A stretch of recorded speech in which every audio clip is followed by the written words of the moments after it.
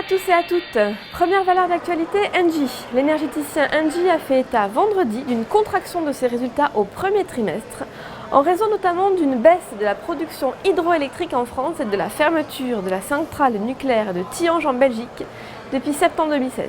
Son EBITDA a reculé de 5,9%.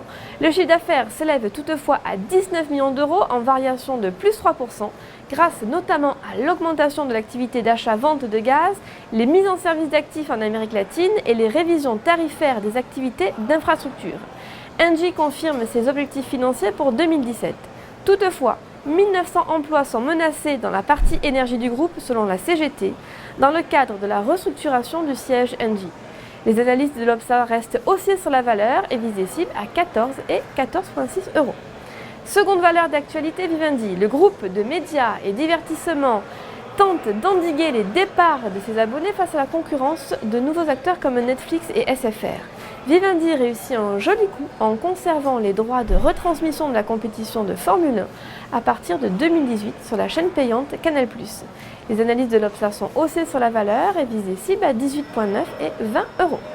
Stratégie du jour, nous nous intéressons à Telecom Italia. Le titre s'est extrait récemment d'une figure de continuation haussière dite en triangle symétrique, en formation depuis la fin de l'année 2016. De plus, l'indicateur de vitesse RSI est soutenu par une ligne de tendance positive. Au-dessus de 0,81 euros, un mouvement mesuré ascendant est en cours vers 0,973 et 1,05 euros en extension. Afin d'appliquer cette stratégie, vous pourrez vous porter à l'achat sur le Varenne Call G144T, émis par Unicredit de prix d'exercice 1 euro et de maturité au 13 décembre 2017. Coup de projecteur sur l'indice allemand DAX 30. Le 20 mars 2017, l'indice des grandes capitalisations d'outre-Rhin a repris appui sur sa moyenne mobile simple à 50 jours.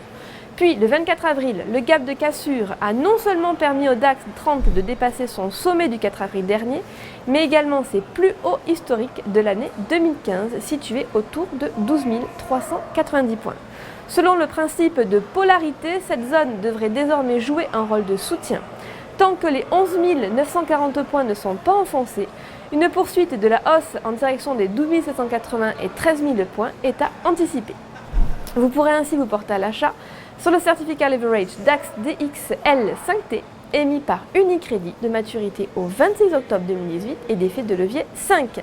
Ainsi, une variation de 1% de l'indice 30 se traduira par une variation haussière ou baissière de 5% du produit.